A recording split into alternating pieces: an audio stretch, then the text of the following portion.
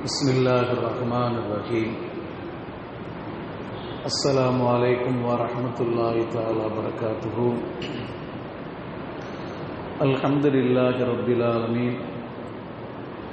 Wassalatu wassalamu ala rasulihi khatamin nabiyyin wa alihi tayyibin wa ashabi tahirin wa man tabi'ahum bi ihsani ila yaumiddin. Inna asdaqal hadithi kitabullah wa khairal hadi hadi Muhammadin sallallahu alaihi wasallam wa syarrul umuri muhdatsatuha wa kullu muhdatsatin bid'ah wa kullu bid'atin dalalah wa kullu dalalatin finnar. Kalimatani khafifatani 'alal lisani thaqilatani fil mizani habibatani ilar rahmani. Subhanallahi wa bihamdihi subhanallahil azim. சர்வ புகழும் புகழ்ச்சியும் அல்லாஹ் ஒருவனுக்கே உரித்தாகட்டுமாக. இறைவனின் சாந்தியும் சமாதான கண்மணி நாயகம் ரசூலுல்லாஹி ஸல்லல்லாஹு அலைஹி வஸல்லம் அவர்கள் மீதும், அன்னாரை பின்பற்றி வாழ்ந்த சத்திய சஹாபாக்கள், தாபியன்கள், தபஅ தாபியன்கள், வலிமார்கள், நாதாக்கள், ஷுஹதாக்கள், சிறப்புமிகு பெருமானார் ஸல்லல்லாஹு அலைஹி வஸல்லம் அவருடைய குடும்பத்தினர்கள் மற்றும் நம் அனைவர்கள் மீதும் என்றென்றும் குன்றாமல் குறையாமல் நின்று நிலவட்டுமாக. உயிருக்கும் உயிரான உயிரினும் மேலான ஹஸரத் முத்து முகமது ஸல்லல்லாஹு அலைஹி வஸல்லம் அவர்களை கனவிலும் நனவிலும் தரிசிக்கக்கூடிய பாக்கியத்தையும், மறுமையில் அவருடைய ஷஃபாத்தை பெறக்கூடிய அரும்பெரும் நசீபை வாய்ப்பினை வல்ல ரஹ்மான் நம் அனைவருக்கும் தந்தல் புரிவானாக. காலல்லாஹு சுப்ஹானஹு வ தஆலா ஃபில் குர்ஆன் அதீம். அஊது பில்லாஹி மினஷ் ஷைத்தானிர் ரஜீம். பிஸ்மில்லாஹிர் ரஹ்மானிர் ரஹீம். வ இன்தஹு மஃபாத்திஹுல் கைபி லா யஅலமுஹா இல்லாஹு وَيَعْلَمُ مَا فِي الْبَرِّ وَالْبَحْرِ صدق الله العلي العظيم. وَإِنْدَهُ مَفَاتِحُ الْغَيْبِ, அவனிடத்திலே இருக்கிறது மறைவான நற்றினுடைய சாவிகள், அவனிடத்திலே இருக்கிறது. லா யஅலமுஹா இல்லாஹு, அந்த அல்லாஹ்வை தவிர மறைவான விஷயத்தை யாரும் அறிய மாட்டார்கள் என்று அல்லாஹ் ரப்புல் ஆலமீன் திருமறையிலே சொல்லித் தருகிறான். கண்ணியத்திற்குரிய அல்லாஹ் நல்லடியார்களே, மறைவான ஞானம், மறைவான ஞானத்துக்கு அரபில சொல்வார்கள் இல்முல் கைப். இல்முல் கைப் என்று சொன்னால் மறைவான ஞானத்தை அறிதல். இப்ப மறைவான ஞானத்தை அறிந்தோம்னா நம்ம கண்ணுக்கு என்ன தெரிகிறதோ, நம்ம கண்ணு எதை பார்க்கிறதோ அதான் நமக்கு தெரியும். நம்ம கண்ணுக்கு பின்னால உள்ளது நடக்கிற நமக்கு தெரியுமா? தெரியாது. ஒரு கட்டடத்துக்குள்ள இருக்கிறோம், கட்டிடத்துக்கு உள்ள என்ன நடக்குதோ அது நமக்கு தெரியும். கண் கூட பார்க்கிற நமக்கு தெரியுது. அந்த கட்டிடத்துக்கு அப்பால் என்ன நடக்கு நமக்கு தெரியுமா? தெரியாது. அப்ப இது யாரு தான் அறிவா? அல்லாஹ் தான் அறிவா. அப்ப கண்ணுக்கு பின்னால் இருக்கிறது ஒரு கட்டிடம், ஒரு மறைவுக்கு அப்பால் இருக்கிறது யார் அறிவா என்று சொன்னா அல்லாஹ் ஒருவன் தான் அறியக்கூடிய ஆற்றல் உண்டு. அல்லாஹ் தஆலா குர்ஆன் நிறைய விஷயத்தை சொல்லிப்பார், நிறைய விஷயத்துல நிறைய ஆயத்துல சொல்லுவார். மறைவான ஞானம் அல்லாஹ் ஒருவனுக்கு தான் உண்டு, மறைவான ஞானம் அல்லாஹ் ஒருவனுக்கு தான் உண்டு என்று ஏராளமான இடங்கள் அல்லாஹ் தஆலா பேசி வருவான். சூரத்துல் முல்க்ல கூட அல்லாஹ் தஆலா சொல்வான், குல் இன்னமல் கைபு லில்லாஹ் இன்தஹு லில்லாஹ். அல்லாஹ் குர்ஆன்ல சொல்றான். நிறைய இடத்துல அல்லாஹ் தஆலா மறைவான ஞானம் அல்லாஹ் ஒருவனுக்கு தான் இருக்கிறது, வேற யாருக்கும் அல்லாஹ் தஆலா மறைவான ஞானத்தை கொடுக்கவில்லை. ஏன்? ஹஜ்ரத் ஆதம் அலைஹிஸ்ஸலாத்து வஸ்ஸலாம், ஹஜ்ரத் ஆதம் அலைஹிஸ்ஸலாத்து வஸ்ஸலாம் அவர்களை பார்த்து அல்லாஹ் குர்ஆன்ல சொல்றான். அவர் சொன்னது அல்லாஹ் குர்ஆன்ல பதிவு செய்றான். வ குல்னா யா ஆதம் உஸ்குன் அன்த வ ஜௌஜுகல் ஜன்னத. ஆதமே, ஆதமுக்கு நாம் சொன்னோம், யா ஆதம், ஆதமே உஸ்குன் அன்த வ ஜௌஜுகல் ஜன்னா, நீங்களும் உங்களுடைய மனைவி சொர்க்கத்தில் நீங்கள் நுழைந்து கொள்ளுங்கள், தங்கிக் கொள்ளுங்கள் சொல்லிட்டு அல்லாஹ் சொல்லுவான், வ குலா மின்ஹா ரகதன் ஹைது ஷிதுமா, நீங்க ரெண்டு பேர் நாடியது எது எது நடக்க அத்தனை சாப்பிட்டுக் கொள்ளுங்கள். வலா தக்ரப ஹாதிஹி ஷஜரத, இந்த குறிப்பிட்ட இந்த மரத்தின் கனியை மட்டும் நீங்க சாப்பிடாதீங்க அல்லாஹ் தஆலா சொன்னான். அப்படி சாப்பிட்டா ஃபதகுன மினல் ஸாலிமீன், அப்படி நீங்க சாப்பிட்டீங்கன்னா அந்த கனி அந்த மரத்தின் பக்கம் நெருங்கி அதை சாப்பிட்டீங்கன்னா ஃபதகுன மினல் ஸாலிமீன், ரெண்டு பேரும் அநியாயக்காரா மாறி விடுவீர்கள். இது யாருடைய எச்சரிக்கை? அல்லாஹ்வுடைய எச்சரிக்கை. அப்ப அந்த மரத்துக்கு பின்னால் என்ன நடக்குன்னு யாருக்கும் தெரியாது, அந்த மரத்துல என்ன நடக்குன்னு யாருக்கும் தெரியாது. அதுதான் அல்லாஹ் தஆலா சொல்றான், அப்படி நீங்க சாப்பிட்டீங்கன்னு சொன்னா நீங்க என்ன செய்வாங்க, நீங்க அநியாயக்காரரா மாறி விடுவீர்கள் என்று அல்லாஹ் தஆலா குர்ஆன்ல சொன்னான். அல்லாஹ் தஆலா சொன்னா அந்த நபிக்கு சொன்னா அல்லாஹ் குர்ஆன்ல பதிவு செய்திருக்கிறான். இப்போ அதுக்கு பிறகு யாரு போறான்? நம்ம மேல்படியான் ஷைத்தான் உள்ள போறான்.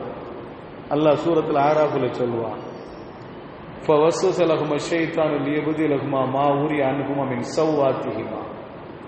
அல்லாஹ் தஆலா அந்த ஷைத்தானை பத்தி சொல்றான். ஃபவஸ்வஸ லஹும ஷைத்தானு, ஷைத்தான் அவர் ரெண்டு பேருக்கு ஊசலாட்டத்தை ஏற்படுத்தினான். அவர்கள் மறைத்து வைத்திருக்கின்ற அந்த மர்மஸ்தலத்தை வெளியாக்குவதற்காக வேண்டி அந்த ஷைத்தான் அவர்களுக்கு மத்தியில் ஊசலாட்டத்தை ஏற்படுத்தி வகால சொன்னா, வகால நஹாகுமா ரப்புக்குமா நஹாதிஹி ஷஜரத்தி, உங்க ரெண்டு பேரும் அல்லாஹ்ல ஏன் தடுத்தான் தெரியுமா? உங்க ரெண்டு பேரும் எங்கள் ரெண்டு ஒரு ரப்பு அந்த மரத்தின் பக்கத்தை செல்லக்கூடாதுன்னு சொல்லி ஏன் தடுத்தான் தெரியுமா?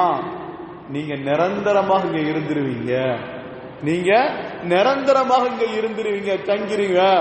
அதே நேரத்தில் நீங்க உங்களை இது தடுக்க காரணம் நீங்க நிரந்தரமாக அங்க இருந்துருவீங்க என்பதற்காக வேண்டித்தான் அல்லாஹ் தடுத்தான். இது ரெண்டு சும்மா உடல காசமகுமா இன்னி லக்மா லமின நாசிகி. அவன் ரெண்டு பேர்ட்டு சத்தியமிட்டு சொன்னான். யாரு? அந்த ஷைத்தான் சத்தியமிட்டு சொன்னான், இன்னி லக்மா மின நாசிகி, நான் உங்களுக்கு நல்ல உபதேசம் செய்கிறேன். யாரு? ஷைத்தான் நபிக்கு நல்ல உபதேசம் செய்கிறான். அல்லாஹ் எப்படி அழகா பேசுகிறான் பாருங்கள். காசவமா இன்னி லக்மா லமின நாசின், உங்க ரெண்டு பேருக்கு நான் சத்தியமிட்டு சொல்றேன், நீங்க ரெண்டு பேருமே நீங்க உங்களுக்கு நான் உபதேசம் செய்யக்கூடியதா இருக்கிறேன், அதனால நீங்க சாப்பிடுங்க அப்படின்னு சொன்னான். இப்ப பாவா ஆதம் அலைஹிஸ்ஸலாம் அவங்களும் அம்மா ஹவ்வா அலைஹிஸ்ஸலாம் அவங்க ரெண்டு பேரும் சாப்பிட்டாங்க. ஃபதத் லஹுமா ஸவ்வாத்துஹுமா, அல்லாஹ் குர்ஆனை தொடர்ந்து பேசுவான். அவர் அல்லாஹ் ஃபதல்லாஹுமா பிகுரூர், அவர்களை ஏமாற்றினான், ஷைத்தான் ஏமாற்றினான். அதன் மூலமா நிரந்தரமா தங்கணும் சொன்னானா இல்லைங்களா? ஷைத்தான் என்ன சொன்னா? ஹஜ்ரத் ஆதம் அலைஹிஸ்ஸலாம் அவரை பார்த்து, நீங்க சாப்பிட்டீங்க நிரந்தரமாக தங்கிடுவீங்க, அல்ல மலக்கா மாறிடுவீங்க, அந்த ஒன்றுக்காண்டு அல்லாஹ் தஆலா சாப்பிடக்கூடாதுன்னு சொல்றான், நீங்க சாப்பிடுங்க, ஒண்ணு நீங்க மலக்கா மாறுவீங்க இல்லைன்னா நிரந்தரமா தங்குவீங்கன்னு சொன்னா. ஆனா அதை சாப்பிட்டதுனால துன்யாக்கு அல்லாஹ் தஆலா அனுப்பி வைத்தார். ஃபகுல்னா ஹபித்து பாதுக்கும் லிபாதின் அது குல்னா, நாம் சொன்னோம் இஹ்பித்து, கீழே இறங்கிருங்க, நீங்க இறங்கிருங்க, பாதுக்கு லிபால், உங்கள சிலருக்கு விரோதியாக மாறிவிடுவீர்கள், விரோதியாக ஆகிவிடுவீர்கள், நீங்க இறங்கிருங்க என்று சொன்னான். அப்ப இந்த மறைவான ஞானம் யார்கிட்ட இல்லை? பாவா ஆதம் அலைஹிஸ்ஸலாம் அவங்கள்ட்ட இல்லை. இதை சாப்பிட்டா ஷைத்தான் சொல்றான் நிரந்தரமா தங்குவீங்க அல்ல மலக்கா மாறிவிடுவீங்க அப்படின்னு ஷைத்தான் சொல்லிட்டாரான். அவங்களுக்கு மறைவான ஞானம் இருக்கும் என்றிருந்தால், யாரு? ஹஜ்ரத் ஆதம் அலைஹிஸ்ஸலாம் அவங்களுக்கு மறைவான ஞானம் இருந்திருந்தால் அதை சாப்பிட்டு இருக்க மாட்டாங்க. ஆனா சாப்பிட்ட நோக்கம் என்ன? அவங்களுக்கு மறைவான ஞானம் இல்லை. அப்ப அல்லாஹ் ஒருவனுக்கு தான் தெரியும். ஒன்று காரியத்தை செய்தா என்ன நடக்குங்கிற அல்லாஹ் ஒருவனுக்கு தான் தெரியும். நம்ம போய் பார்த்தா தெரியும் நமக்கு வெற்றியா தோல்வியா என்று நமக்கு தெரியும். போய் பார்க்காம நமக்கு வெற்றி தோல்வி என்பது கிடையாது. போய் பார்க்காம நமக்கு என்ன செய்யாது, அது லாப நஷ்டம் கிடையாது, தெரியாது. அப்ப போய் பார்த்தா தான் தெரியும், இறங்கி பார்த்தால் தான் தெரியும். ஆனால் இறங்கிறதுக்கு முன்னால அல்லாஹ்வுக்கு தெரியும் இதுல வெற்றியா தோல்வியா என்பது அல்லாஹ்வுக்கு தெரியும்.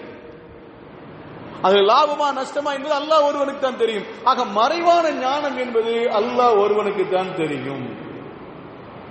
உள்ள வந்துட்டா மறைவான ஞானம் என்பது அல்லாஹ் ஒருவனுக்கு தான் தெரியும். ஆனா நீங்க வரலாற்றுல சில செய்திகளை பார்க்கலாம். வரலாற்றுல சில செய்திகளை நாம பார்க்கலாம். ஹஜ்ரத் அபூபக்கர் நாயகம் ரலியல்லாஹு தஆலா ஒரு செய்தியை சொல்லுவார்கள்.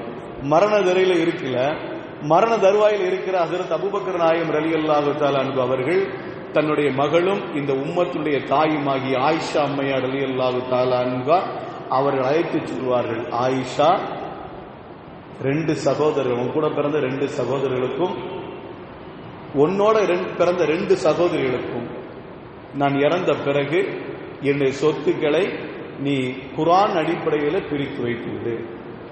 ஷரியத் என்ன சொல்கிறதோ அதே மாதிரி அதை அந்த அளவுக்கு பிரித்து வைத்து விடு, பிரித்து கொடுத்து விடு என்று சொல்கிறார்கள்.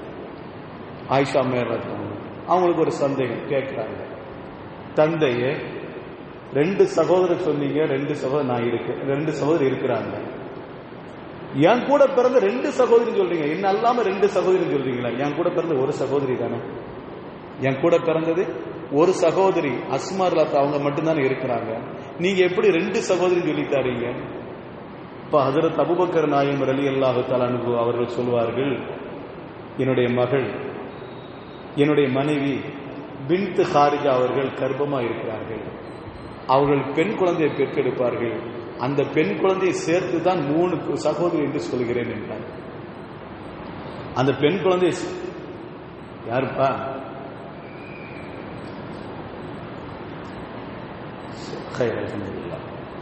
அப்ப அந்த பெண் குழந்தையும் சேர்த்து, பிறக்க போகிற குழந்தையும் சேர்த்து தான் 3 சகோதரி சொல்றாங்க.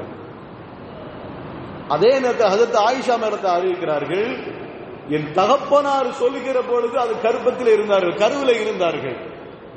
அதே மாதிரி பிறந்தார்கள். பிறந்த குழந்தையும் அவர் மௌத்துக்கு பிறகு, ஹஜ்ரத் அபூபக்கர் அவங்க மௌத்துக்கு பிறகு அந்த பிறந்த குழந்தையும் பெண் குழந்தை தான். அந்த பிறந்த குழந்தைக்கு உம்மு குல்தும் என்று பெயரிடப்பட்டது என்கிறார்கள் ஹஜ்ரத் ஆயிஷா அம்மையார் அல்லாஹ். உள்ள இருக்கிற சிசு ஆண் குழந்தையா பெண் குழந்தையா யாருக்கும் தெரியாது, அது அல்லாஹ் ஒருவனுக்கு தான் தெரியும், அல்லாஹ் ஒருவன் தான் தெரியும். அப்ப பிறக்கிற குழந்தை ஆண் குழந்தை, இன்னைக்கு கருவிகள் வந்து பார்க்கிறோம், எல்லாம் பண்றோம். அதுக்கு முன்ன அந்த காலத்துல 1400 ஆண்டுகளுக்கு முன்னால என்ன கருவி இருந்தது பார்ப்பதற்கு, ஆய்வு செய்வதற்கும்? எதுவுமே இல்லையே. அப்ப ஹஜ்ரத் அபூபக்கர் ரலியல்லாஹு அவர்கள் அந்த குழந்தை பிறக்கிறதுக்கு முன்னாலே சொல்றாங்க, பிறக்கிற குழந்தை பெண் குழந்தை, அந்த குழந்தைக்கு நீ பங்கு வச்சு கொடுத்துருன்னு சொல்றான்னு சொன்னாங்கன்னா, அப்ப இந்த ஞானம் எப்படி வந்துச்சு? மறைவான ஞானம் அல்லாஹ் ஒருவனுக்கு தர உண்டு. ஹஜ்ரத் ஆதம் அலைஹிஸ்ஸலாத்து வஸலாம் அவர்களுக்கு மறைவான ஞானம் இல்லையே. அப்படி இருக்கிற பொழுது ஹஜ்ரத் அபூபக்கர் ரலியல்லாஹு அவர்கள் எப்பவோ பிறக்கிறது அந்த குழந்தைக்கு அவர் பெண் குழந்தை தான் பிறக்கும் என்று சொல்கிற அந்த ஞானம் எப்படி வந்தது? அதை நம்ம பார்க்கணுமா இல்லைங்களா? சரி, ஹைர், அல்ஹம்துலில்லாஹ். இன்னொரு விஷயத்தை நாம் பார்ப்போம். ஹஜ்ரத் உமர் இப்னு கத்தாப் ரலியல்லாஹு தஆலா அன்ஹு அவர்கள் ஜும்மா பிரசங்கம் செய்து கொண்டிருக்கிறார்கள். அவர்கள் ஒரு ஊருக்கு படை அனுப்பி வைத்தார்கள், யுத்தம் செய்வதற்காண்டி படை அனுப்பி வைத்தார்கள். யுத்தம் அவர்களுக்கு மலையை பின்னால் வைத்து அவர் யுத்தம் செய்து கொண்டிருக்கிறார்கள். இப்ப மலைக்கு பின்னால் இருந்து இஸ்லாமியர் தாக்குவதற்கான ஒரு படை வருகிறது. அந்த படை வருகிற பார்த்த உடனே ஹஜ்ரத் உமர் இப்னு கத்தாப் ரலியல்லாஹு அன்ஹு அவர்கள் 100 மைலுக்கு அப்பால் மதீனால இருக்கிறாங்க. இந்த நிகழ்ச்சி நடப்பது 100 மைலுக்கு அப்பால் நடக்கிறது. அப்ப ஜும்மா பிரசங்கம் மஸ்ஜித் நபவியில் வைத்து சொல்கிறார்கள், ஏதோ கண்ணால பார்க்கிற மாதிரி. இப்ப நம்ம எல்லாரும் பார்க்கிற மாதிரி, என்னை நீங்கள் பார்ப்பது போல, உங்களை நான் பார்ப்பது போல. அவர் சொல்கிறார், யா சாரியா அல் ஜபல் அல் ஜபல், சாரியாவே மலைக்கு பின்னால பாருங்க, மலைக்கு பின்னால பாருங்கன்னு சொல்றாங்க. அதுக்கு பிறகு இந்த சப்தத்தை கேட்ட அந்த சாரியா தளபதி அந்த படை அப்படி பின்னால் திரும்பி பார்க்கிறார்கள். பின்னால் ஒரு கூட்டம் தாக்க வருகிறது. அந்த தாக்க வருகிற கூட்டத்தை தாக்கிவிட்டு மறுபடியும் யுத்தம் செய்கிறார்கள். இப்ப நமக்கு ஒரு நோக்கம் என்ன தெரியுமா? மறைவான ஞானம் அல்லாஹ் ஒருவனுக்கு தான் உண்டு, மறைவான ஞானம் அல்லாஹ் ஒருவனுக்கு தான் உண்டு. அப்படி இருக்கிற பொழுது உமர் இப்னு கத்தாப் ரலியல்லாஹு தஆலா அவர்கள் 100 மைலுக்கு அப்பால் நடக்கிறது எப்படி கண்டார்கள்? அந்த ஞானம், மறைவான ஞானம் அவர்கள் எப்படி பெற்றார்கள்? ஹஜ்ரத் அபூபக்கர் ரலியல்லாஹு தஆலா அவர்களுக்கு கர்ப்பத்தில் இருக்கின்ற அந்த குழந்தை பிறக்கிறதுக்கு முன்பாகவே அந்த குழந்தை பெண் குழந்தை என்ற மறைவான ஞானம் எப்படி தெரிந்தது? அல்லாஹ் குர்ஆன்ல ஒரு வசனத்தை சொல்வான். இது அத்தனைக்கு ஒரு ஜவாபாக, பதிலாக அல்லாஹ் குர்ஆன்ல ஒரு செய்தியை சொல்லுவான். ஆலிமுல் கைபி ஃபலா யுத்ரிகு அலா கைபிஹி அஹதா. அல்லாஹ் தஆலா மறைவான ஞானத்தை அவன் யாருக்கு வெளிப்படுத்த மாட்டான், எவருக்கு வெளிப்படுத்த மாட்டான். இல்லா மனில் தர்லா, இல்லா மனில் தலா, அல்லாஹ் பொருந்தி கொண்டவர்களுக்கு தவிர, அல்லாஹ்வுடைய பொருத்தத்தை பெற்றவர்களுக்கு தவிர, மிர் ரசூலின், ரசூல்மார்கள் இருந்தும் தான் அல்லாஹ் பொருந்தி கொண்டவர்களுக்கு தவிர வேறு யாருக்கும் அந்த ஞானத்தை வெளியாக்க மாட்டான். அப்ப விளங்குச்சுங்களா? ஹஜ்ரத் அபூபக்கர் ரலியல்லாஹு தஆலா அன்ஹு அவர்களை அல்லாஹ் பொருந்தி கொண்ட காரணத்தினால் அவர்களுக்கு உள்ள அந்த அவருடைய மனைவியுடைய கருப்பத்தில் என்ன குழந்தை இருக்குது என்பதை அவர்கள் கண்டு கொண்டார்கள். ஹஜ்ரத் உமர் இப்னு கத்தாப் ரலியல்லாஹு தஆலா அன்ஹு அவர்களை அல்லாஹ் பொருந்தி கொண்ட காரணத்தினால் 100 மைலுக்கு அப்பால் நடக்கிற என்ன நிகழ்ச்சி என்பதை அவர்கள் விளங்கிக் கொண்டார்கள். இது அல்லாஹ் தஆலா வெளிப்படுத்துவான், தன் நாடியவர்களுக்கு அல்லாஹ் தஆலா இந்த மறைவான ஞானத்தை வெளிப்படுத்துவான். எத்தனையோ நல்லடியார்கள், உங்களோட வயசுல நீங்க நிறைய நல்லடியாரை பார்த்திருக்கலாம். நீங்க அவங்களுக்கு முன்னால போய் உட்கார்ந்த நேரத்துல நம்ம மனசுக்குள்ள என்ன இருக்குன்னு அவங்க சொல்லுவாங்க. நீ இதுக்காண்டி தான் வந்திருக்கிற, நீ அதுக்காண்டி தான் வந்திருக்கிற, கொஞ்சம் வாழ்க்கையை நீ செம்மைப்படுத்திக்க, நீ திக்ர அதிகமா சொல்லிக்க, தொழுகை நீ சரியான முறையில் கடைபிடிக்க என்று உபதேசம் செய்வார்கள். நாம ஒரு செய்தி கூட சொல்லியிருக்க மாட்டோம், நம்ம பத்தி எந்த ஒரு தண்ணில விளக்கம் கூட கொடுத்திருக்க மாட்டோம். ஆனா அவளுக்கு முன்னால, அப்படிப்பட்ட சீதைகளுக்கு முன்னால, ஒரு நல்லடியார்களுக்கு முன்னால உட்கார்ந்து இருக்கிற பொழுது நமக்குள்ள குறைகள் எல்லாம் சொல்லி தருவார்கள். இது அல்லாஹ் பொருந்தி கொண்ட காரணத்தினால் அல்லாஹ் தஆலா அறிவித்து கொடுக்கின்ற ஒரு நிகழ்ச்சி, ஒரு வாய்ப்பு. மறைவான ஞானத்தை அல்லாஹ் ரப்புல் ஆலமீன் தன் நாடியவர்களுக்கு வெளிப்படுத்துவார். மக்கால ரசூலுல்லாஹி ஸல்லல்லாஹு அலைஹி வஸல்லம் காலத்தில் மக்கால 2 பேர் பேசிக் கொண்டார்கள். சஃப்வான் என்ற மனிதரும் உமைர் என்ற மனிதர் 2 பேர் பேசிக் கொள்கிறார்கள். பத்ர் யுத்தம் முடிந்து அந்த மக்கத்து மக்களுக்கு மிகப்பெரிய ஒரு தோல்வி ஏற்பட்ட பிறகு 2 பேரும் சந்திக்கிறார்கள். 2 பேருமே கவலையில பேசுறாங்க. உமைரும் கவலையில பேசுறான், சஃப்வானும் கவலையில பேசுறான். அப்ப உமைர் சொல்றார், பத்ர் யுத்தத்தில் இஸ்லாமியர் வெற்றி கொண்டு விட்டார்கள், பத்ர் யுத்தத்தில் இஸ்லாமியர் வெற்றி கொண்டு விட்டார்கள். எனக்கு தாங்க முடியாத ஆத்திரம் வருகிறது. எனக்கு மாத்திரம் கடன் இல்லை என்று சொன்னால், எனக்கு கடன் இல்லை என்று சொன்னால், அதே நேரத்தில் என்னுடைய மனைவி மக்களை பாதுகாக்க வேண்டும் என்ற ஒரு பொறுப்பு மட்டும் இல்லை என்று சொன்னால், இந்நேரம் நான் போய் அந்த முகம்மதை கொலை செய்திருப்பேன். நவுதுபில்லாஹ், அல்லாஹ் மன்னிக்க வேண்டும், அல்லாஹ் பாதுகாப்பாங்க, அந்த முகம்மதை நான் கொலை செய்திருப்பேன் என்று சொன்னான். அப்ப சஃப்வான் சொல்றான், ஒரு பெரிய செல்வந்தன். சஃப்வான் சொல்லுகிறான் உமைரை பார்த்து, உனக்கு கடன் இருக்குதா, அந்த கடனை நான் நிறைவேற்றுகிறேன். உன்னுடைய மனைவி மக்களுக்கு தேவையான பொருளாதார உதவியை நான் செய்கிறேன், நீ கிளம்பு என்று சொல்கிறார். அப்ப உமைர் சொல்கிறார், எனக்கு இந்த பொறுப்பை நீ எடுத்துட்டீன்னா எனக்கு எந்த ஒரு பிரச்சனையும் இல்லை, நான் போய் ரசூலை கொலை செய்து விடுகிறேன். ஒரு 3 நாளைக்கு பிறகு நான் கிளம்புகிறேன். 3 நாளைக்கு பிறகு ஏன் கிளம்புற? என்னுடைய வாளில நான் நஞ்சை ஊத்த வேண்டும். நஞ்சில 3 நாள் என்னுடைய வாள்கள் ஊற வைக்கப்பட்டு, அதற்கு பிறகு நான் அந்த வாளை கொண்டு வீசினால் லேசான காயம் ஏற்பட்டாலும் அந்த வாளில் ஏற்பட்ட அந்த நஞ்சித்தப்பட்ட வாளினால் அவருடைய உயிருக்கு ஆபத்து வரும். அதனால வாள்ல நஞ்சு ஊட்டப்பட்டு 3 நாளைக்கு பிறகு நான் கிளம்புகிறேன். 3 நாளைக்கு பிறகு கிளம்பினார். நேர மதீனாவுக்கு போய் இறங்கினார். மதீனால இறங்கினோன்னு யாருடைய கண்ணுல போய் நிற்காரு தெரியுமா? ஹஜ்ரத் உமர் பின் கத்தாப் ரலியல்லாஹு தஆலா அன்ஹு அவருடைய கண்ணுல போய் மாட்டுகிறார். உமர் ரலியல்லாஹு தஆலா அவங்க சொன்னார்கள், யா ரசூலல்லாஹ், உமைர் வந்திருக்கிறார், உமைர் வந்திருக்கிறார். ஹாதா அதுவுல்லாஹ், இவர் அல்லாஹ்வுடைய விரோதி. கல்பு மின் கிலாபின், இன்னும் நாயோட மோசமானவர், நாயோட மோசமானவர். அப்படிப்பட்ட உமைர் வந்திருக்கிறார், என்ன செய்கிறது? அவர் வர சொல்லுங்கள் என்றார்கள் ரசூலுல்லாஹ். உள்ளே போனார். உள்ள போன உடனே ரசூலுல்லாஹி ஸல்லல்லாஹு அலைஹி வஸல்லம் கிட்ட போய் கேட்கிறாங்க. ரசூலுல்லாஹ் கேட்கிறாங்க, எதுக்காண்டி வந்திருக்கிறார்? இவருடைய நோக்கம் என்ன? ரசூலை கொலை செய்ய வேண்டும், முகமது நபி ஸல்லல்லாஹு அலைஹி வஸல்லம் அவர்களை கொலை செய்யணும், அப்படித்தான் நோக்கம் வந்திருக்கிறாரே. ஆனா நேர போய் சொன்ன வார்த்தை என்ன தெரியப்படுத்தக்கூடாது அல்லவா? அவர் சொல்லுகிறார், என்னுடைய மகன் வஹப், என்னுடைய மகன் வஹப் உங்கள்கிட்ட அடிமையாக இருக்கிறார், போர் கைதியாக பிடிக்கப்பட்டிருக்கிறார், அவரை விடுவிக்க வேண்டும் என்பதற்காக நான் வந்திருக்கிறேன். உங்களுக்கு எவ்வளவு பணம் வேணும் என்னுடைய மகனை திருப்பி தருவதற்கு, என்னுடைய மகனை விடுதலை செய்வதற்கு நீங்கள் எவ்வளவு பணத்தை கேட்கிறீர்களோ அவ்வளவு பணத்தை நான் தருகிறேன், நீங்க என்னுடைய மகனை விட்டு விடுங்கள். சரி, வேற என்ன நோக்கம் என்றார்கள் ரசூலுல்லாஹி ஸல்லல்லாஹு அலைஹி வஸல்லம். இந்த ஒன்றுதான் நோக்கம், என்னுடைய மகனை விடுவிக்க வேண்டும் என்பதற்காக வந்திருக்கிறேன்.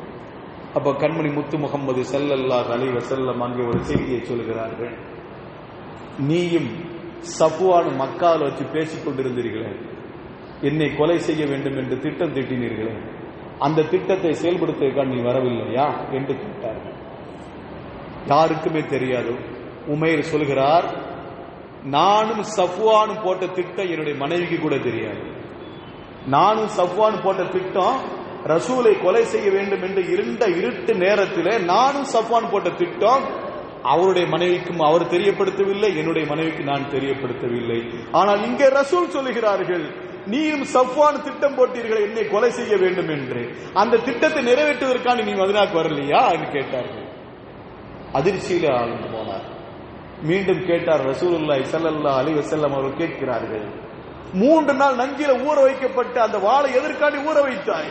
என்னை கொலை செய்ய வேண்டும் என்பதற்காக நீ வாளை ஊற வைத்தாய், ஏன் அந்த திட்டத்தை நிறைவேற்றவில்லையா என்று சொன்ன நேரத்தில் உமைர் அந்த இடத்திலேயே அஷ்ஹது அல்லா இலாஹ இல்லல்லாஹ் வ அஷ்ஹது அன்னக ரசூலுல்லாஹ், நபியே வணக்கத்திற்கு தகுதியான அல்லாஹ் தவிர வேறு யாரும் இல்லை என்று நான் சாட்சி சொல்கிறேன். மேலும் நான் சாட்சி சொல்கிறேன் அன்ன முஹம்மதன் ரசூலுல்லாஹ், நிச்சயமாக முகமது ஸல்லல்லாஹு அலைஹி வஸல்லம் அவர்களாகிய நீங்கள் அல்லாஹ்வுடைய தூதராக இருக்கிறீர்கள் என்று நான் சாட்சி சொல்கிறேன் என்று சொல்லி அந்த இடத்திலே அவர் கைப்பற்றி ரசூலுடைய கரம் பற்றி இஸ்லாத்துக்கு வந்தார். இங்கே ரசூலுக்கு என்ன தெரியாமல் இருந்தது? அல்லாஹ் குர்ஆனிலே சொல்கிறான் லா யஅலமுஹா இல்லாஹு, அந்த மறைவான ஞானத்தை அல்லாஹ்வை தவிர வேறு யாரும் அறிய மாட்டார்கள் என்று அல்லாஹ் தஆலா திருமறையிலே பல இடங்களிலே சொல்லி தருகிறார். இங்க ரசூல் அறிந்திருக்கிறார்கள். எப்படி? மறைவான ஞானம் 300 கிலோமீட்டருக்கு அப்பால் நடக்கிற மக்கால போட்ட திட்டத்தை 300 கிலோமீட்டருக்கு இப்பால் இருந்து ரசூல் சொல்கிறார் என்று சொன்னால் இந்த ஞானம் ரசூலுக்கு எப்படி கிடைத்தது? அல்லாஹ் அறிவித்துக் கொடுத்தது. அல்லாஹ் அறிவித்துக் கொடுத்தது. வரலாற்றில் இன்னொரு செய்தி ஒன்று பதிவு செய்வார்கள். அப்துல்லா இப்னு ஹுதாஃபா ரலியல்லாஹு தஆலா அன்ஹு அவர்கள், அப்துல்லா இப்னு ஹுதாஃபா ரலியல்லாஹு தஆலா அன்ஹு இவர்களிடத்தில் ரசூலுல்லாஹி ஸல்லல்லாஹு அலைஹி வஸல்லம் அவர்கள் ஒரு கடிதத்தை கொடுத்து கிஸ்ரா மன்னனுக்கு இதை அனுப்பி வைத்து விடு, சத்திய மார்க்கத்தை கிஸ்ரா மன்னனுக்கு எடுத்து சொல், இது உன்னுடைய பொறுப்பு. ஒவ்வொரு நாட்டுக்கு ஒவ்வொரு சஹாபிகளை நபிகள் நாயகம் ஸல்லல்லாஹு அலைஹி வஸல்லம் அவர்கள் அனுப்பி வைத்தார்கள். அந்த அடிப்படையில் அப்துல்லா இப்னு ஹுதாஃபா ரலியல்லாஹு தஆலா அன்ஹு அவர்களிடம் ஒரு கடிதத்தை கொடுத்து இது கிஸ்ரா மன்னனுக்கு ஒப்படைத்து விடு, அவனுக்கு நீ சத்திய மார்க்கத்தை எடுத்து சொல்லு, கலிமாவை சொல்லுங்கள், தீனுல் இஸ்லாத்தை எத்தி வையுங்கள் என்று சொல்லி ஒரு கடிதத்தை கொடுத்து அனுப்பினார்கள். அந்த கடிதத்தை வாங்கிக் கொண்டு நேரா கிஸ்ராவிடம் சென்றார்கள். பாரசீக மன்னனிடம் போய் சொன்னார். அந்த பாரசீக மன்னனிடம் போய் கடிதத்தை கொடுக்கிற பொழுது அவன் சொன்னான், என்னுடைய அமைச்சர்கிட்ட ஒப்படையுங்கள். அப்போ அவர் சொன்னார்கள், ஹஜ்ரத் ஹுதாஃபா ரலியல்லாஹு அப்துல்லா இப்னு ஹுதாஃபா ரலியல்லாஹு தஆலா என்பவர் சொன்னார்கள், நபிகள் நாயகம் ஸல்லல்லாஹு அலைஹி வஸல்லம் அவருடைய உத்தரவு உம்மை தவிர வேறு யாரிடம் ஒப்படைக்க முடியாது, உம்மை தவிர வேறு யாரிடம் ஒப்படைக்க கூடாது என்று சொல்லியிருக்கிறார், உன்னிடத்திலும் ஒப்படைக்க வேண்டும். எடுத்தோன்னு அந்த வார்த்தையை பார்க்கிறார், ஒரு மரியாதை இல்லாத வார்த்தை. அங்க உள்ள அரசர்களுக்கெல்லாம் தலை குனிய வேண்டும். அந்த அமைச்சர் சொல்கிறார், அரசருக்கு முன்னால் நீங்க தலை வணங்குங்கள் என்று சொல்கிறார். அப்பொழுது அப்துல்லா இப்னு ஹுதாஃபா ரலியல்லாஹு தஆலா அவர் சொன்னார்கள், நான் அல்லாஹ்வை தவிர வேறு யாருக்கு சஜ்ஜா செய்ய மாட்டேன், அல்லாஹ் தவிர வேறு யாருக்கு சஜ்ஜா செய்ய மாட்டேன், இதைத்தான் என்னுடைய தூதர் ஸல்லல்லாஹு அலைஹி வஸல்லம் அவர் சொல்லி தந்திருக்கிறார்கள், அதனால் யாருக்கும் சஜ்ஜா செய்ய மாட்டேன், நீங்க வாங்கி கடிதத்தை பெற்றுக் கொள்ளுங்கள். அந்த கடிதத்தை படித்தவன் பிரித்து படிக்கிறான். ரசூலுல்லாஹி ஸல்லல்லாஹு அலைஹி வஸல்லம் அவரிடமிருந்து கிஸ்ராக்கு எழுதப்பட்டது, இப்படித்தான் எழுதப்படுகிறது. அவனுக்கு கோபம், படித்து கடிதத்தை படித்த உடனே எடுத்த உடனே கடிதத்தில் என்ன செய்யணும், ஒவ்வொருவரும் அந்த அரசருக்கு கடிதத்தை எழுதுகிற போது எப்படி எழுதுவார்கள், அவனை புகழ்ந்து, அவனுடைய வம்சத்தை புகழ்ந்து, அவனை ஆட்சியை புகழ்ந்து, இப்படித்தானே இன்னைக்கும் இருக்கா இல்லைங்களா? எப்படிப்பட்டதெல்லாம் சொல்லிக்கிட்டு இருக்காங்க. ஒரு அரசர் இந்த வேலை நடக்கிறதுக்காக வேண்டி ஒரு முதலமைச்சர், ஏன் ஒரு பஞ்சாயத்து எலெக்ஷன் போர்டுல ஜெயிச்சவத்தை கூட நம்ம என்ன செய்யறோம், குப்பத்தொட்டி எலெக்ஷன் ஜெயிச்சவத்தை கூட என்ன செய்யறாங்க, இவர்களை சொல்றாங்களா இல்லைங்களா, அவரை பத்தி அந்த அளவுக்கு உயர்வானவர், பின்னால வந்தவன இவரை பத்தி தெரியாதா அப்படி சொல்றாங்களா இல்லைங்களா? ஆக ஒரு கிஸ்ரா, அந்த கால வல்லரசு என்று சொல்லப்படக்கூடிய பாரசீக, ரோமாபுரி, இந்த ரெண்டு பேரும் அந்த காலத்து வல்லரசுகள். அப்படிப்பட்ட ரோமாபுரி அரசனுக்கு முன்னால ரசூலுல்லாஹி ஸல்லல்லாஹு அலைஹி வஸல்லம் அவர்கள் கடிதத்தை எடுத்து கொடுத்தார்கள். மின் ரசூலுல்லாஹி ஸல்லல்லாஹு அலைஹி வஸல்லம் என்று சொல்லி இலா கிஸ்ரா, அவ்வளவுதான். அவனை பத்தி புகழவில்லை, அவனை பத்தி வானலாக உயர்த்தி பேசவில்லை. ரசூலிடமிருந்து வந்த கடிதம் உனக்கு வந்திருக்கிறது, நீ சத்திய மார்க்கத்தை எடுத்துக்கொள், உன்னுடைய மௌத்துக்கு முன்னால் சத்திய மார்க்கத்தை எடுத்துக்கொண்டு நீ இந்த உலகத்தில் பெற்றுக்கொள், அஸ்லிம் தஸ்லீம், நீ இந்த காலத்தில் நீ இந்த உலகத்தில் நீ இஸ்லாத்தை ஏற்றுக்கொள், மறுமையில் நீ வெற்றி பெறுவாய் என்ற வாசகம் அதிலே பொறிக்கப்பட்டு அவனுக்கு கடும் கோபம் வந்து விட்டது. நம்மை பத்தி கொஞ்சம் கூட உயர்த்தி பேசாமல் மட்டும் இல்லாம நம்மள்கிட்ட கொடுத்த அந்த கடிதம் கூட ஏன்ட்டுதான் நேரடியா கொடுப்பேன் என்று சொல்கிற அளவுக்கு மரியாதை இல்லாத இருக்கிறார்களே, இவரை சும்மா விடக்கூடாது என்று கிஸ்ரா மன்னன் என்ன செய்தான், அவன் கங்கணம் கட்டினான். நேரடியா மதினாக்கு வர முடியாது, நேரடியா மதினாக்கு வர முடியாது என்பதனால் அவனுடைய சிற்றரசுகள் இருக்கிறது பக்கத்தில் ஷாம், ஷாமுக்கு கடிதம் எழுதுகிறான், நீங்கள் மதினாவுக்கு சென்று, மதினால முஹம்மது ஸல்லல்லாஹு அலைஹி வஸல்லம் அவர்கள் இருக்கிறார், அவரை கைது செய்து எப்படியா கூட்டு வாருங்கள் என்று சொல்லி கைது செய்து கூட்டி வாருங்கள், அழைத்து வாருங்கள். இந்த கடிதம் நேரம் யமனுக்கு போனது. யமன்ல இருந்து 2 தூதர்கள் நேரம் மதினாவுக்கு போனாங்க. மதினாவுக்கு போய் கண்மணி முத்து முகமது ஸல்லல்லாஹு அலைஹி வஸல்லம் அவர்களை அழைத்து வருவதற்காண்டி பேச்சுவார்கள். என்ன வேண்டும்? நீங்கள் யமனுக்கு வர வேண்டும். உங்களுடைய வருகை யமன் வாசிகள் எதிர்பார்த்து கொண்டிருக்கிறார்கள். நீங்கள் யமனுக்கு வர வேண்டும் என்று அரசர் எதிர்பார்க்கிறார். அதனால் நீங்கள் வாருங்கள். ஹஜ்ரத் முத்து முகமது ஸல்லல்லாஹு அலைஹி வஸல்லம் சொன்னார்கள், இரவு தங்கிவிட்டு நாளை காலையில் பேசலாம். இரவு நீங்கள் தங்குங்கள், காலையில் பேசுவோம். இரவு தங்கினார். மறுநாள் காலை விடிந்தது. விடிந்த உடனே ரசூலுல்லாஹி ஸல்லல்லாஹு அலைஹி வஸல்லம் அவர்களை அழைக்கிறார்கள். கண்மணி முத்து முகமது ஸல்லல்லாஹு அலைஹி வஸல்லம் அவர்களை யமனுக்கு வாருங்கள் என்று அழைக்கிறார்கள். யமனுக்கு எதுக்கு வரணும்? ரசூலுல்லாஹ் கேட்கிறாங்க, யமனுக்கு எதுக்கு வரணும்? இல்லை யா ரசூலல்லாஹ், கிஸ்ரா மன்னன் உங்களை அழைத்தான். கிஸ்ரா மன்னன் உங்களை அழைத்தான். அந்த கிஸ்ரா மன்னனுடைய அழைப்பை ஏற்று நீங்க வர வேண்டும். அவன் தான் நேற்று இரவே கொல்லப்பட்டு விட்டானே. கிஸ்ரா மன்னன் தான் நேற்று இரவே கொல்லப்பட்டு விட்டானே. நீங்க எந்த கிஸ்ரா மன்னன் எனக்கு தெரியும்? வந்த தூதர்களுக்கு அதிர்ச்சி. நீங்க போயிட்டு வாங்க.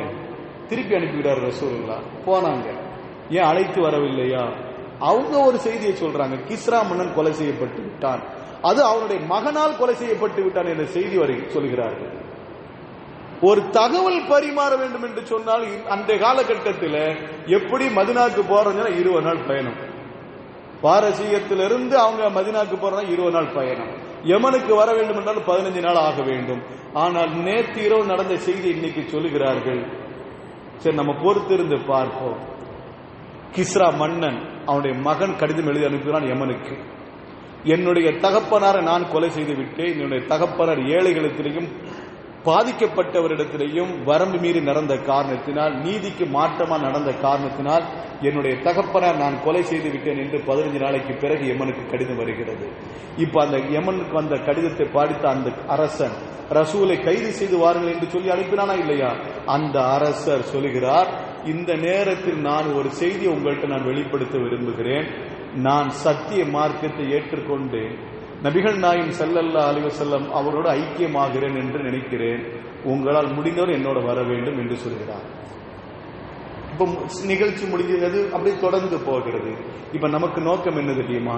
நபிகள் நாயகம் ஸல்லல்லாஹு அலைஹி வஸல்லம் அவர்களை கைது செய்த வேண்டும் என்று வந்த மனிதர்களுக்கு ஒரு அதிர்ச்சியை ஏற்படுத்தினால் தெரியுமா? நேற்று இரவே கிஸ்ரா மன்னனுடைய மகனால் கொலை செய்யப்பட்டு விட்டான் என்று சொன்னாங்க. இந்த செய்தி ரசூலுக்கு எப்படி தெரியும்? மறைவான ஞானம் அல்லாஹ் ஒருவனுக்கு தானே தெரியும். மறைவான ஞானம் அல்லாஹ் ஒருவனுக்கு தானே தெரியும். அல்லாஹ் குர்ஆன்ல சொல்லி தருகிறான் அல்லவா, வஇந்தஹு மஃபாத்தில் கைபி லா யஅலமுஹா இல்லாஹு. மறைவான ஞானத்தினுடைய திறவுகோல் அவனிடத்தில் தான் இருக்கிறது, அவனை தவிர வேறு யாரும் அறிய மாட்டார்கள் என்று குர்ஆன்ல ஏகப்பட்ட இடங்களில் அல்லாஹ் தஆலா பேசி வருகிறானே. இப்போ ரசூலுக்கு எப்படி தெரிஞ்சது? அதுதான் அந்த கேள்விக்கு பதில். ஆலிமுல் கைபி ஃபலா யுத்ரிகுல் அலா கைபிஹி அகதா இல்லா மனிர் தலா மிர் ரசூலின் ஃபஇன்னஹு யஸ்லுக் மின் பைனி யதைஹி வ மின் கல்பிஹி ரஸதா. அல்லாஹ் தஆலா மறைவான விஷயத்தை வேறு யாருக்கும் அறிவிக்க மாட்டான். மறைவான விஷயத்தை யாருக்கும் அறிவிக்க மாட்டான். இல்லா மனிர் தலா, அல்லாஹ் தஆலா பொருந்தி கொண்டவர்களை தவிர. அல்லாஹ் தஆலா யாரை பொருந்தி கொண்டார்களோ, யாரை பொருந்தி கொண்டானோ அவனுக்கு தவிர வேறு யாருக்கு அறிவிக்க மாட்டான். அந்த யாரு? மிர் ரசூலின், ரசூல்மார்களின் தான் யாரை அல்லாஹ் தஆலா பொருந்தி கொண்டானோ அவர்களுக்கு அறிவிக்க செய்கிறான். அப்போ மறைவான ஞானம் ரசூலுக்கு இருக்கிறா என்று சொன்னா நம்ம நல்ல விளைக்கணும். இன்னைக்கு நிறைய பேர் சொல்றாங்க ரசூலுக்கு மறைவான ஞானம் இருக்குது. சிலர்கள் சொல்ல ரசூலுக்கு மறைவான ஞானம் இல்லை. நம்ம ஷரியத்துடைய தீர்ப்பு என்ன தெரியுமா? ரசூலுக்கு மறைவான ஞானம் இல்லை. அல்லாஹ் அறிவித்து கொடுத்ததை தவிர்த்து வேற எதுவும் இல்லை. ரசூலுல்லாஹ்வுக்கு மறைவானதை அறிகிறார்கள். எப்ப அறிகிறார்கள்? அல்லாஹ் அறிவிச்சு கொடுத்தாங்க. அல்லாஹ் அறிவித்து கொடுக்கிறதான் ரசூலுக்கு தெரியுமே தவிர அல்லாஹ் அறிவித்து கொடுக்காத எதுவும் ரசூலுக்கு தெரியாது. ஏன் வரலாற்று செய்தி உண்டா இல்லைங்களா?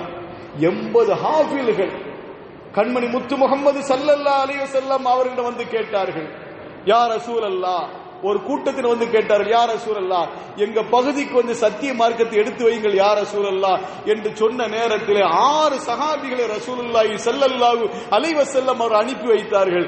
அந்த 6 பேரையும் போற வழியில் அப்படி தடுத்து நிறுத்தி கொலை செய்து விட்டார்கள். அதற்கு பிறகு ஒரு யுத்தம் நடந்தது. இதை முன்னிட்டு ஒரு யுத்தம் நடந்தது. ஏறத்தாழ 80 ஹாஃபில்கள், சஹாபிகள்ல 80 குர்ஆன் ஷரீஃபை மனனம் செய்த 80 ஹாஃபில்கள் கொலை செய்யப்பட்டார்கள். இதை தொடர்ந்து ஒரு யுத்தம் நடந்தது. நபிகள் நாயகம் ஸல்லல்லாஹு அலைஹி வஸல்லம் அவர்களுக்கு மறைவான ஞானம் இருக்கும் என்று இருந்திருந்தால் அந்த 6 பேர் அனுப்பி இருக்க மாட்டாங்க. அதற்கு பிறகு தொடர்ந்து நடந்த யுத்தத்தில் 80 சஹாபிகள் கொலை செய்யப்பட்டிருக்க மாட்டார்கள். அது ஹாஃபிலுல் குர்ஆனை சுமந்திருக்கின்ற அந்த ஹாஃபில் கொலை செய்யப்பட்டிருக்க மாட்டார்கள். அது இந்த அளவுக்கு நடந்த காரணம் ரசூலுக்கு மறைவான ஞானம் இல்லை என்பதுதான். ஆக அல்லாஹ் எது அறிவித்து கொடுத்தானோ அதுதான் ரசூலுக்கு தெரியும். வல்லமக மாலம் தகுன் தஅலம், அதுவும் அல்லாஹ் குர்ஆன்ல சொல்லுவான். சூரத் நிசால அல்லாஹ் சொல்லுவான், வல்லமக மாலம் தகுன் தஅலம், நபியே நீங்க அறியாத எதையுமே விட்டு விட்டதில்லை, அத்தனை உங்களுக்கு அறிவித்து கொடுத்திருக்கிறான். அல்லாஹ் ரப்பல் ஆலமீன் நபிகள் நாயகம் ஸல்லல்லாஹு அலைஹி வஸல்லம் அவர்களுக்கு அதிகமா எல்லா விஷயத்தை அறிவித்து கொடுத்திருக்கிறார் என்று குர்ஆனிலே சொல்லி தருகின்றான். இப்பொழுது இந்த மறைவான ஞானம் ரசூலுக்கு இருப்பானா நமக்கு என்ன பிரயோஜனம் தெரியுமா? கண்மணி முத்து முகமது ஸல்லல்லாஹு அலைஹி வஸல்லம் அவர் சொல்கிறார்கள், நமக்கு நம்முடைய நிலைமை என்று தெரியாது. அப்படித்தானே? நம்ம எப்படி இருப்போம், எப்படி நடப்போம், நாம வந்து நல்ல முறையில் மௌத்தாகுமா அல்ல எப்படிங்க நமக்கு தெரியாது. ஆனா கண்மணி முத்து முகமது ஸல்லல்லாஹு அலைஹி வஸல்லம் சொல்வார்கள், ஹயாத்தி கைருல் லக்கும் யுஹத்திஸூன வ யுஹத்திஸு லக்கும் வ மமாத்தி கைருல் லக்கும் துரல் அலை அமாலுக்கும் ஃபஇன் ஷாஅ ஃபமா ரா மின் கைரின் ஹமித்துல்லாஹ் ஃபமா ரா மின் ஷர்ரின் இஸ்தக்ஃபர்து லக்கும். நபிகள் நாயகம் ஸல்லல்லாஹு அலைஹி வஸல்லம் ஒரு அழகான செய்தியை சொல்கிறார்கள், ஹயாத்தி கைருல் லக்கும், என்னுடைய வாழ்நாள் உங்களுக்கு சிறந்தது, நான் உயிரோடு இருப்பது உங்களுக்கு சிறந்தது. யுஹத்திஸூன, அவர்கள் பேசுகிறார்கள், யுஹத்திஸு லக்கும், உங்களோட அவர்கள் பேசுகிறார்கள், ரசூல் பேசுகிறார்கள். ஓ மமாத்தி கைருல் லக்கும், என்னுடைய மரணமும் உங்களுக்கு சிறந்தது. அது எப்படி? ரசூலுடைய ஹயாத்து, அவருடைய உயிர் வாழ்வு நமக்கு சிறந்தது. அவருடைய மௌத்து நமக்கு எப்படி சிறந்தா இருக்கும்? ரசூலுல்லாஹி ஸல்லல்லாஹு அலைஹி வஸல்லம் சொன்னார்கள், ஃபமா ரா மின் கைரின், உங்களுடைய அமல்கள் எல்லாம் எனக்கு காட்டப்படும். நான் இறந்து போய்விட்டா உங்களுடைய அமல்கள் எனக்கு காட்டப்படும். அப்படி காட்டப்படுகின்ற பொழுது நீங்க நல்லமல் செய்தால் ஹமித்துல்லாஹ, அல்லாஹ்வை நான் புகழுகிறேன், அல்லாஹ்வை நான் புகழுகிறேன். ஃபமாரா மின் ஷர்ரின், உங்களுடைய அமல்களில் கெட்டது இருக்கும் என்று சொன்னால், தீமை இருக்கும் என்று சொன்னால், இஸ்தக்ஃபர்து லக்கும், உங்களுக்காக நான் பாவ மன்னிப்பு தேடுகிறேன் என்றார்கள் கண்மணி முத்து முகமது ஸல்லல்லாஹு அலைஹி வஸல்லம். இப்ப நம்முடைய மறைவான விஷயம் ரசூலுக்கு தெரிவிக்கப்படுகிறது. ரசூலுக்கு தெரிவிக்கப்படுகிற காரணத்தினால் நமக்காண்டி அவர்கள் பாவ மன்னிப்பு தேடுகிறார்கள்.